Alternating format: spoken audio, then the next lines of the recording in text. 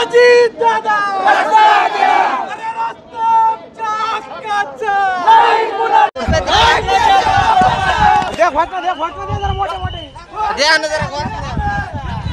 जिल्हाधिकारी कार्यालयासमोर जाणार होतात, परंतु या ठिकाणी पोलीस प्रशासनाकडून आपल्या अडवणूक केली जाते।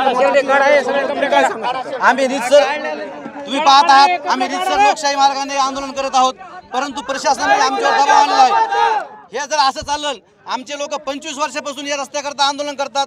तुम्ही जर आम्हाला असे रस्त्याकरता अडवत असताना तर तुमच्यापेक्षा आम्हाला इंग्रज बरे होते।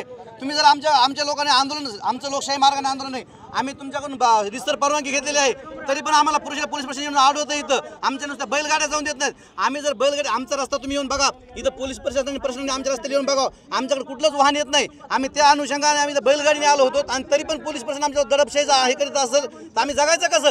अहो, सरकारला कळायला पाहिजे ना। तुम्ही आम्हाला जर मुख्य काम आहे आमचं फक्त रस्ता, तुम्ही आम्हाला रस्ता बी देऊ शकत नाही। आम्ही जर 25 वर्षापासून आमचे सर्व लेकरं बाळ तुम्हाला रस्ता मागत आहेत, आमच्या मुलांचं शिक्षण कसं आहे? आज तुम्ही बघतात प्रशासनामध्ये, आज आपल्या देशामध्ये, आपल्या राज्यामध्ये मोजून 200 मंत्री, जे मंत्री बारीने 25 वर्ष तेच मंत्री आपल्या सरकार राज्य करतात। यांचं हे जे म्हणते तेच चालतंय।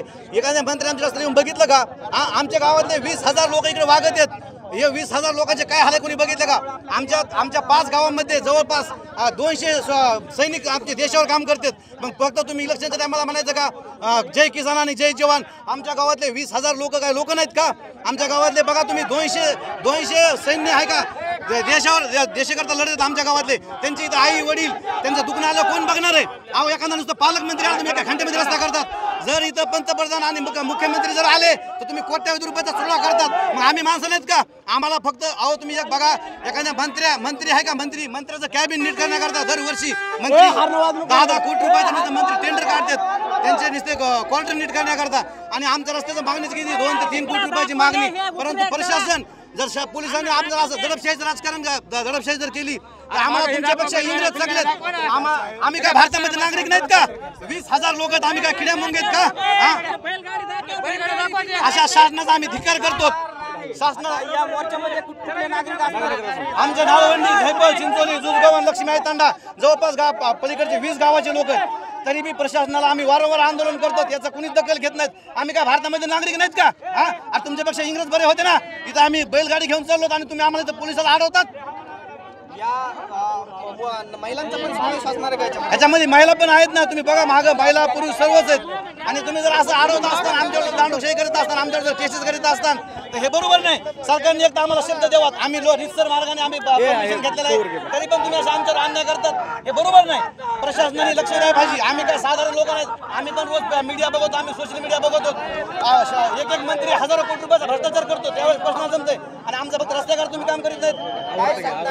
पोलीस प्रशासन हे आंदोलन कुठेतरी दडपण्याच्या तयारीत आहे, याच्यानंतर तुमची पार्श्वभूमी काय असणार आहे? पोलीस प्रशासनाला या ठिकाणी आमची विनंती आहे, हात जोडतो साहेब, बीड जिल्ह्यामध्ये बैलगाडी चालवायची नाही आठव कुठं लिहिलेलं आहे का? आमची बैलगाडी तुम्हाला कुठली अडचण, आमचं वाहन आहे ते, आम्हाला नेण्यासाठी कुठलंच वाहन चालत नाही म्हणून आम्ही बैलगाडी आणली। आम्ही काय हट्ट करत नाहीत, आम्ही काही कुठला गुन्हा करत नाहीत। तुमच्या पाया पडतो, तुम्हाला विनंती करतो की आम्हाला जिल्हाधिकारी कार्यालयापर्यंत जाऊ द्या साहेब। आम्हाला रस्ता अडवायचा नाही साहेब, आम्हाला कुणाला त्रास द्यायचा नाही, उलट तुम्ही आम्हाला सहकार्य करा। आमच्या गाड्या आम्ही पुढे घेऊन जातो, आम्हाला एका बाजूने रस्ता करून द्या, आम्हाला जिल्हाधिकाऱ्यापर्यंत जाऊ द्या। आम्ही तिथं गाड्या थांबवणार नाहीत, एका गाडी बाजूने कॅनल रोडने आम्ही गाड्या काढतो, फक्त तिथं एका साईडनं आम्हाला जाऊ द्या। थोडं पुढे तुम्ही देखील आज मोर्चामध्ये उपस्थित आहात, आणि पोलीस प्रशासन इथून बीडमधून आपल्या कलेक्टर ऑफिसला बैल घेऊन जाऊन देत नाही आहे, त्याबद्दल तुम्ही काय सांगा? आमचा 20-25 वर्ष झाला हा रस्ता खराब झालेला आहे। माझं लग्न झाल्यापासून रस्ता खराब झालेला आहे, आता मी म्हातारी झाले तरी पण ते नीट व्हायना।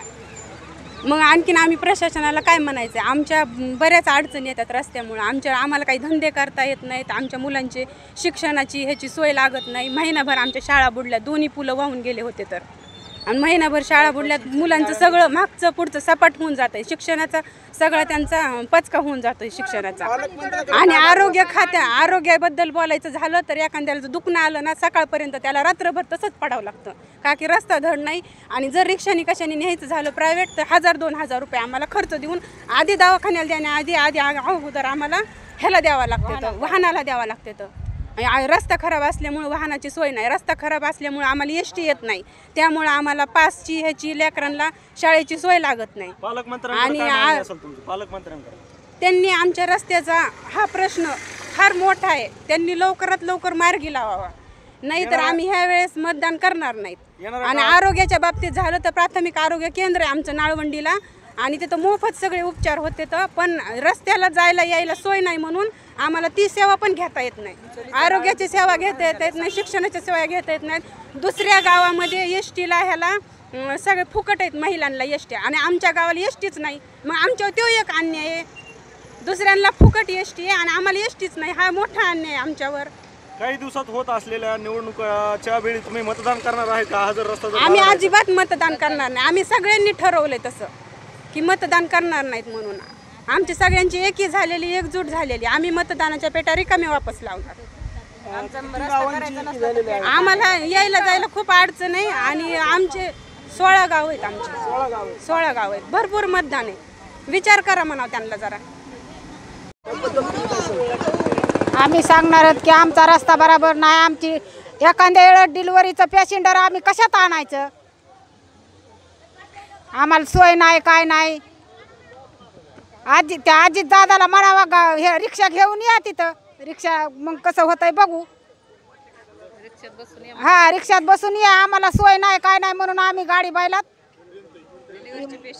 डिलिव्हरीचं पेशंटर आणतो. किती वर्ष झालं मावशी तुमच्या गावचा रस्ता नाही? 20 वर्ष झालंय.